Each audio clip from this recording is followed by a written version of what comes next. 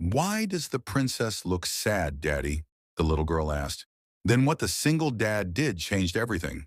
Before we continue, please tell us where in the world are you tuning in from? We love seeing how far our stories travel. Ryan Mitchell sat at his usual corner table at the Corner Cup Cafe in downtown Austin on a Saturday morning in mid-September, with his 8-year-old daughter Emma coloring her way through her third princess coloring book of the month. And this was their tradition. Every Saturday at 10 a.m., they'd come here for hot chocolate and donuts and 2 hours of just being together before the rest of the weekend got busy with laundry and groceries and all the stuff that came with being a single dad. Ryan was pretending to check work emails on his phone, but really he was just watching Emma color Belle's dress yellow and thinking about how his daughter looked more like her mom every single day.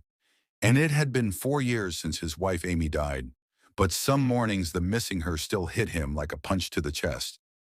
The bell above the cafe door chimed, and a woman walked in who made Emma's head snap up from her coloring book so fast Ryan thought she might get whiplash. And Emma grabbed his arm and whispered with the kind of awe usually reserved for actual royalty, "Daddy, look, a real princess just walked in." Ryan looked up, expecting to see maybe someone in a costume or something, but what he saw was just a woman in a beautiful floral sundress with her dark hair pulled back and heels that clicked on the tile floor. And she looked put together and professional, and yeah, okay, she was really pretty, but definitely not an actual princess. He said, "That's just a nice lady sweetheart, not a princess." But Emma shook her head with absolute certainty and said, "No, Daddy, she looks exactly like Belle from my movie. She even has the same hair and everything. She's definitely a princess." The woman ordered her coffee at the counter, and Ryan watched her sit down at a table in the opposite corner.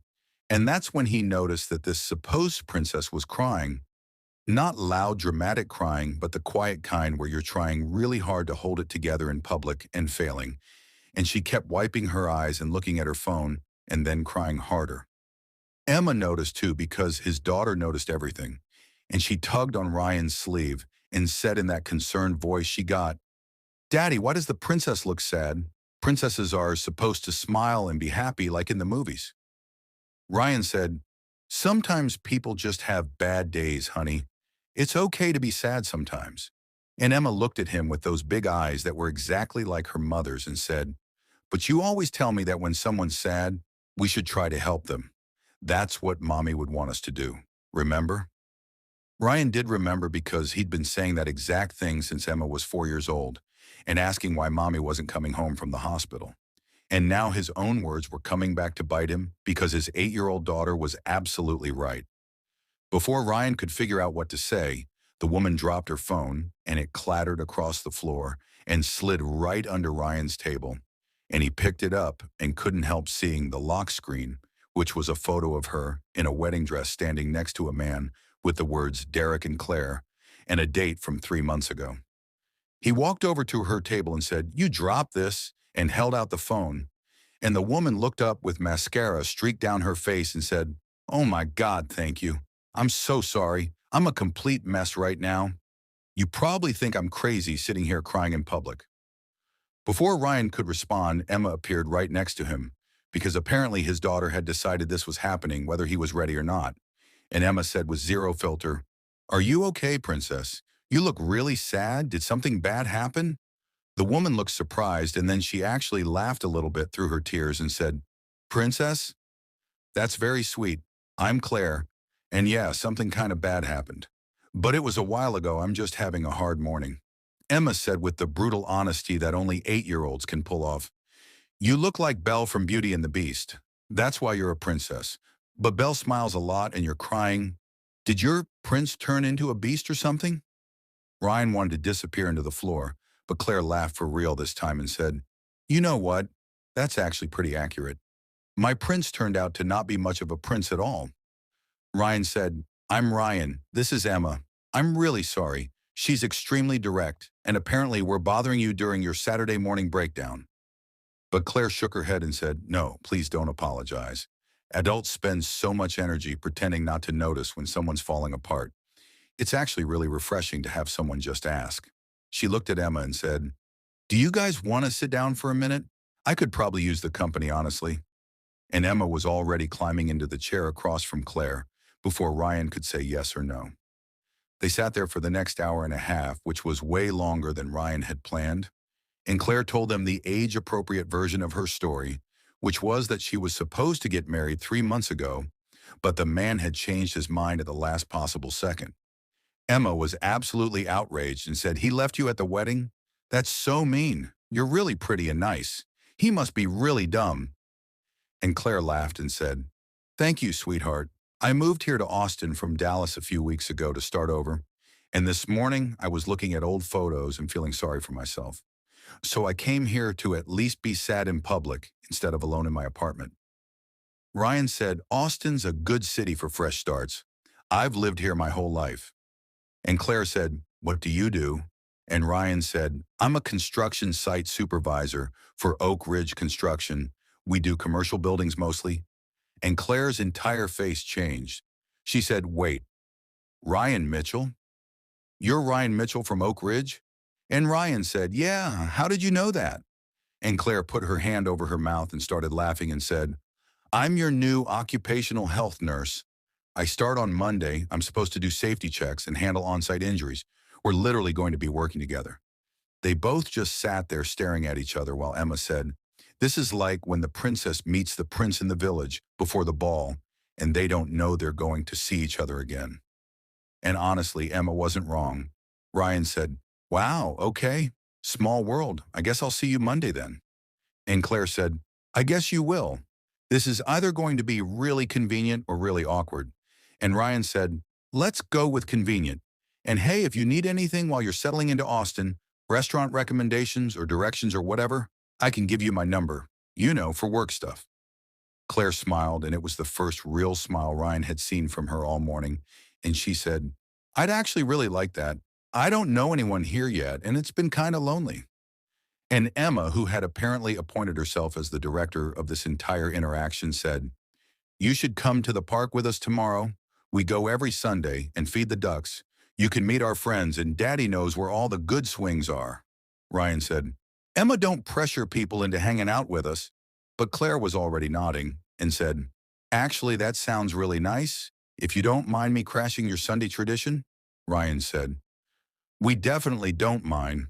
Bring coffee and we'll bring the good snacks. Emma's very particular about what qualifies as duck feeding appropriate bread." They exchanged numbers and Claire left about 20 minutes later, and the second she was out the door, Emma turned to Ryan with the biggest smile on her face and said, "Daddy, you really like the princess. I can tell. You were smiling at her the same way the princes smile at the princesses in my movies." Ryan felt his face get hot and said, "She's nice and we're being friendly because she's new in town and she's going to work with me. That's all." Emma gave him this look that was way too knowing for an 8-year-old and said, "You're going to marry her someday, I just know it." And Ryan laughed and said, "Slow down, kiddo. We literally just met her." But he couldn't stop thinking about Claire's smile and the way she'd laughed at Emma's princess comment and how she'd opened up to complete strangers in a coffee shop because his daughter had asked if she was okay. Monday morning came faster than Ryan expected, and he showed up at the construction site at 7 a.m. like always. And at 7:30, a car pulled up, and Claire got out wearing scrubs and work boots and her hair in a ponytail. And she looked completely different from the crying woman in the sundress, but somehow just as beautiful. She walked over to where Ryan was reviewing blueprints and said, "So do I call you Ryan or Mr. Mitchell in front of your crew?" And Ryan said, "Ryan's fine. We're pretty casual here. Welcome to Oak Ridge." And they shook hands, but held on just a little bit longer than professional. And Ryan's best friend Tom walked by and did a double take and said, "Who's the new nurse? And why are you two looking at each other like that?" Ryan said, "This is Claire. She's our new occupational health nurse, and we're not looking at each other like anything." But Tom just grinned and walked away whistling. The whole day, Ryan and Claire kept accidentally running into each other. She'd be doing safety checks in one area, and he'd need to inspect the same area. Or she'd be setting up her medical station, and he'd need to grab tools from the same storage container, and every single time their eyes would meet, and they'd smile and look away like teenagers. By the end of the day, Tom pulled Ryan aside and said, "So you gonna ask her out, or just keep doing this awkward dance where you both pretend you're not into each other?" And Ryan said, She just got out of a serious relationship. She got left at the altar 3 months ago. The last thing she needs is me making things weird at her new job. Tom said, or maybe the last thing she needs is to be alone in a new city with nobody to talk to. Just think about it. And he walked away, leaving Ryan standing there thinking about Claire's smile and Emma calling her a princess and the fact that for the first time in 4 years, he actually wanted to take a chance on someone new. Sunday morning, Ryan and Emma showed up at Zilker Park with a blanket and a bag of snacks, fully expecting Claire to bail, because who actually follows through on spontaneous weekend plans with people they just met? But at exactly 11 o'clock, Claire pulled into the parking lot carrying 2 iced coffees and looking nervous in jeans and a t-shirt that made her look younger and more relaxed than the crying woman from the cafe or the professional nurse from the worksite. Emma spotted her and took off, running, yelling, "The princess came, Daddy, she actually came." And Claire laughed and caught Emma in a hug and said, "Of course I came. I promised, didn't I? And princesses always keep their promises." They spent 3 hours at that park, and Ryan couldn't remember the last time he'd had this much fun just existing. They fed the ducks with bread that Emma had researched extensively to make sure it was healthy for them. They pushed Emma on the swings until she was laughing so hard she couldn't breathe. And Claire told them about growing up in Dallas with 2 older brothers who used to put frogs in her backpack and how she had always wanted to be a nurse because her grandmother had been one. Ryan told her about Amy dying 4 years ago from complications after childbirth and how Emma had saved his life by giving him a reason to get up every single morning.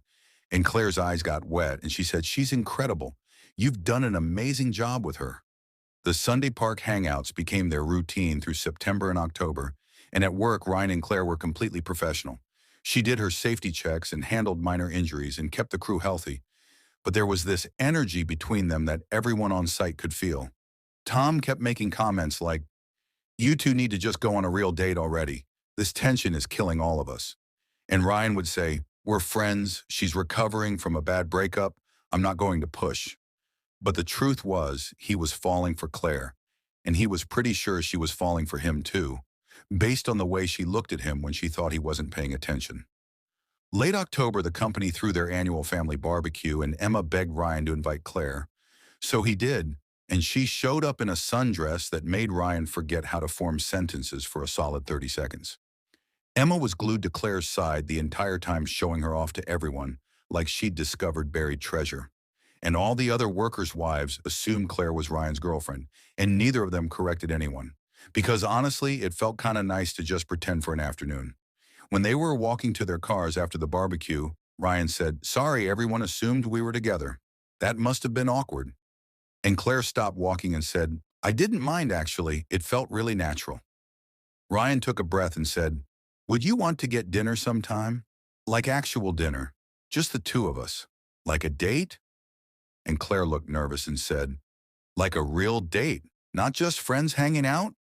And Ryan said, "Yeah, a real date, but only if you're ready, absolutely no pressure. We can keep doing exactly what we're doing if that's better." Claire said, "I'd really like that, but can we go slow?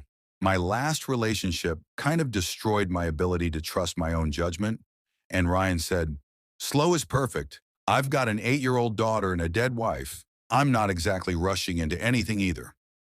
Their first date was at a small Italian place that had been in Austin forever, and they talked for 4 straight hours about everything from their favorite terrible movies to what they wanted their lives to look like in 5 years. And when Ryan walked Claire to her car, he kissed her goodnight, and it was sweet and tentative and absolutely perfect. Emma asked the next morning, "Is Claire your girlfriend now? Can I call her that?" And Ryan said, "Would that be okay with you if she was?" And Emma said, "Yes, she's so nice. And she makes you laugh the way you used to laugh in the videos with Mommy. I think Mommy would really like her." Ryan had to turn away because his 8-year-old daughter had just given him permission to move on, and it hit him harder than he expected. And he said, "You're really wise, you know that, kiddo." And Emma said, "I know, you tell me all the time. So can she come over for Thanksgiving?" They spent Thanksgiving together, and it felt like family in the best possible way. Claire helping in the kitchen while Emma showed her every single craft project she'd made in the past month. And when they all sat down to eat, Ryan looked around his table, and felt happy in a way he hadn't felt in 4 years. Everything was going perfectly until the second week of December, when Claire came to work looking like she hadn't slept in days, and she was distracted during her safety rounds and kept checking her phone with this stressed expression. Ryan pulled her aside during lunch and said, "What's wrong? You've been off all day." And Claire said, "My ex-fiance Derek showed up at my apartment last night. He drove all the way from Dallas. He wants me back." Ryan felt his stomach drop and said, "What did you tell him?" And Claire said, "I told him he was 4 months too late, but he's staying in Austin until Christmas. He wants me to think about it." Ryan said, "Do you want to think about it?" And Claire looked at him with tears in her eyes and said, "I don't know. He humiliated me. He left me at the altar in front of 200 people, but we were together for 5 years, and part of me wonders if I gave up too easily." Ryan wanted to say that she didn't give up. Derek did. But instead he said, "Take whatever time you need. I'm not going anywhere." Even though it was killing him to say it. Claire pulled back over the next week. She stopped coming to Sunday Park days, and she was distant at work. And Emma noticed immediately and said, "Why isn't Claire coming over anymore? Did I do something wrong?" Ryan said, "No, baby, you didn't do anything. Claire's just dealing with some complicated stuff right now, grown-up stuff." And Emma said, "Is she scared? Like when I was scared of the dark and didn't want to sleep alone?" Ryan said, "Yeah, I think she's scared." And Emma said with that 8-year-old wisdom that always surprised him, "When I was scared, you didn't leave me alone. You stayed with me until I wasn't scared anymore. Maybe Claire needs someone to stay too." Ryan realized his daughter was absolutely right, and he drove to Claire's apartment that night and knocked until she answered. She opened the door and said, "Ryan, what are you doing here?" And Ryan said, "Derek came back, didn't he? And now you're spiraling because the last person you trusted left you at the altar, and you're terrified I'm going to do the same thing." Claire started crying and said, "How did you know?"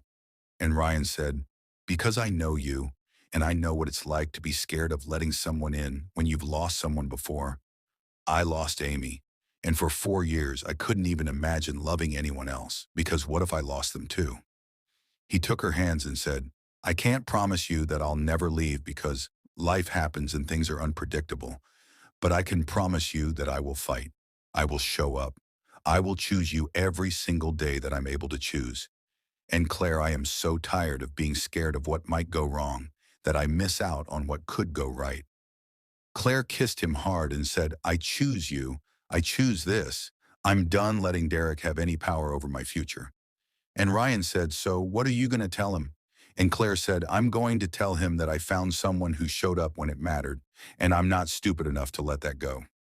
Claire met Derek the next day at a coffee shop and told him, "I'm with someone, someone who saw me at my lowest and didn't run away, someone who has a daughter who calls me princess and makes me feel like maybe I can have the family I always wanted. I'm not coming back to Dallas, and I'm not coming back to you." Derek tried to argue, but Claire stood her ground and said, "You took my choice away once when you left me at that altar. You don't get to do it again. Goodbye, Derek." And she walked out feeling lighter than she had in months. Christmas Eve, Ryan invited Claire to his family dinner, and his sister Sophie pulled him into the kitchen and said, "You're going to propose, aren't you? I can see it all over your face." And Ryan said, "Is it too soon? We've only been officially dating for like 2 months." And Sophie said, "When you know, you know. Does Emma know?" Ryan said, "She's been asking when Claire becomes her real mom for like 3 weeks now." And Sophie laughed and said, "Then what are you waiting for? Life's too short to wait for perfect timing." Ryan planned the proposal for New Year's Eve because it felt like the perfect way to start a new year and a new chapter. And he told Emma everything because there was no way he was doing this without his daughter being part of it, since she was the one who'd started the whole thing by calling Claire a princess 4 months ago. Emma was so excited she could barely keep the secret. She kept giggling at random times, and Ryan had to keep reminding her, "You can't tell Claire. It has to be a surprise. You have to wait until the actual day." And Emma would nod seriously, and then 5 minutes later, she'd be giggling again. New Year's Eve morning. Ryan told Claire he wanted to take her somewhere special, and when they pulled up to the corner cup cafe, Claire looked at him confused and said, "We're going to our regular coffee shop. This is your big New Year's plan?" Ryan said, "Just trust me, okay? This place is important." And they walked in with Emma practically vibrating with excitement. The cafe manager saw them and smiled because Ryan had called ahead and arranged everything. And they sat down at the exact same table where Ryan and Emma had been sitting that September morning when Claire had walked in crying. Ryan took Claire's hands across the table and said, "4 months ago, you walked through that door, and my daughter called you a sad princess. And I had no idea that in that moment, my entire life was about to change." And Claire's eyes were already getting wet because she could tell something big was happening.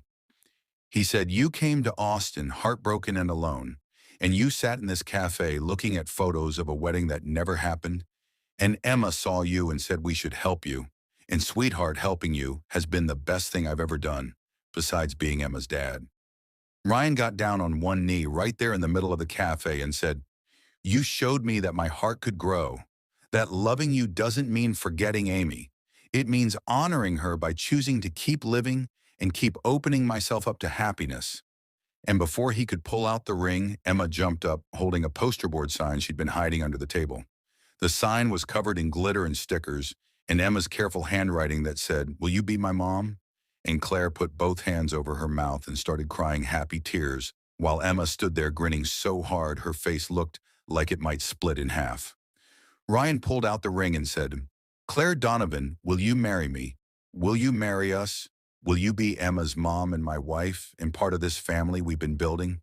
Claire was nodding before he even finished the question, and she said, "Yes. Oh my God, yes, both of you. I love you both so much." And the entire cafe erupted in applause because apparently everyone there had been in on the plan. Emma launched herself at Claire and said, "You're going to be my real mom now, like forever and ever." And Claire hugged her tight and said, "Forever and ever, sweetheart, I promise." They got married that following May in a beautiful outdoor garden venue with about 75 people. And Emma took her role as flower girl so seriously that she practiced her walk down the aisle about 300 times in the week leading up to the wedding. The ceremony was small and intimate, with white flowers everywhere and string lights hanging from the trees. And Claire walked down the aisle past a small table that had a framed photo of Amy on it, because Ryan had insisted that Emma's mom be honored on this day, since she'd given him the greatest gift of his life. Ryan was waiting at the altar, trying not to cry, and failing miserably. And when Claire reached him, she whispered, "I can't believe this is real. 4 months ago, I was sitting in a cafe crying over a man who didn't want me." And Ryan whispered back, "And now you're standing here with a man who can't imagine his life without you. Funny how things work out." Emma stood right next to Ryan instead of off to the side with the bridesmaids. And when the officiant asked if anyone had anything to say before the vows, Emma raised her hand and said, "I just want everyone to know that I'm the one who found Claire first. I called her a princess, and I was right." Everyone laughed, and Claire knelt down and hugged Emma and said, "You were absolutely right, sweetheart, and I'm the luckiest person in the world that you noticed me that day." Ryan's vows made every single person cry when he said, "You walked into my life when I thought my heart was permanently closed. Emma called you a princess, and you've been ours ever since. I promise to choose you every single day, even on the hard days. Even when life gets messy, I will always choose you." Claire's vows were, "You showed me that endings can turn into beginnings, that heartbreak can lead to the greatest love of your life, that family is built by the people who show up and stay. I choose you and Emma in this beautiful life we're creating together." Emma did a reading that she'd written herself about how families are made of love, not just blood, and there wasn't a dry eye anywhere when she finished. The reception was filled with dancing and laughter and joy, and their first dance was all three of them together with Emma, standing on Ryan's feet while Claire held them both. And Ryan thought about how 4 months ago he'd been a widower just trying to survive, and now he was a husband again, with a daughter who had two mothers who loved her. 1 year after the wedding, Claire officially adopted Emma, and they changed her last name to Mitchell Donovan. And Emma cried happy tears when the judge made it official and said, "Now I have two moms, one in heaven and one here with me, and I'm the luckiest girl ever." They found out a month later that Claire was pregnant, and Emma was absolutely over the moon excited about becoming a big sister. She immediately started planning everything from nursery colors to what bedtime stories she'd read to the baby. Their second wedding anniversary came around, and they went back to the Corner Cup Cafe because it had become their tradition to have anniversary breakfast at the place where everything started, and they brought Emma, who was now 10 years old, and their 2-year-old son, Henry, who was a tornado of energy in a tiny body. They were sitting at their usual table when a woman walked in alone and sat down in the corner. And she looked sad in that same quiet way Claire had looked sad 2 years ago, checking her phone and wiping her eyes and trying to hold it together in public. Emma noticed immediately and said, "Dad, that lady looks really sad." And Claire said, "Should we say something?" And Emma, who was 10 now and so much more confident than she'd been at 8, said, "Can I go talk to her? I think I should talk to her." Ryan looked at Claire and they both nodded, and Emma walked over to the woman's table and said, "Excuse me, are you okay? Sometimes talking to someone helps when you're sad." The woman looked up surprised and said, "That's very sweet of you. I'm just having a rough morning." And Emma said, "My mom was sitting in this exact cafe being sad 2 years ago. And then she met my dad and now we're a family and she's happy. So things can get better even when they seem really bad." The woman's eyes filled with tears, but she was smiling when she said, "Thank you. I really needed to hear that today." And Emma said, "You're welcome. I hope you find your happy ending too." And she walked back to her family looking proud of herself. Claire was crying happy tears and said, "She's absolutely incredible. When did she get so wise?" And Ryan said, "She learned from the best. She learned from both her moms."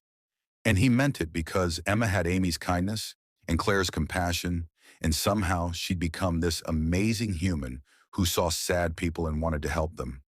2 years later, their family had grown to 4 kids with Emma now 12 and helping with her 3 younger siblings. And every single Saturday morning, they still went to the Corner Cup Cafe because that's where their story had started, and they never wanted to forget it. Sometimes a little girl asks a simple question and changes the trajectory of 3 lives. Emma saw a sad woman in a cafe and said, "Daddy, why does the princess look sad?" And instead of ignoring it or saying it wasn't their business, Ryan taught his daughter that compassion matters and showing up for people matters. Claire was heartbroken and humiliated and alone in a new city, and one act of kindness from a widower and his 8-year-old daughter changed everything. She learned to trust again and love again and believe that happy endings were possible. Ryan learned that his heart was big enough to love Amy's memory and Claire's present, that moving forward didn't mean forgetting. It meant honoring the past by choosing to keep living fully. Emma learned that noticing people's pain and asking if they're okay can literally change lives, and she carried that lesson with her as she grew up and became the kind of person who always stopped to help the sad stranger. You don't need grand gestures or perfect timing. You just need to notice when someone's hurting and be brave enough to ask if they're okay. You need to show up even when it's awkward. You need to teach your kids that compassion is more important than minding your own business. Claire walked into a coffee shop crying over a man who'd left her at the altar, and she walked out with a future she never could have imagined, all because a little girl called her a princess and a single dad decided to find out why she was sad. Hit that subscribe button if this reminded you that love shows up in the most unexpected places, that coffee shops can be the beginning of everything, that the saddest person in the room might become your greatest blessing. Share this with someone who needs to know that heartbreak isn't the end of their story, it's just the painful middle before the beautiful ending. Thanks so much for being here with us today, and remember that sometimes the princess sitting alone in the cafe just needs someone to notice she's hurting and care enough to stay.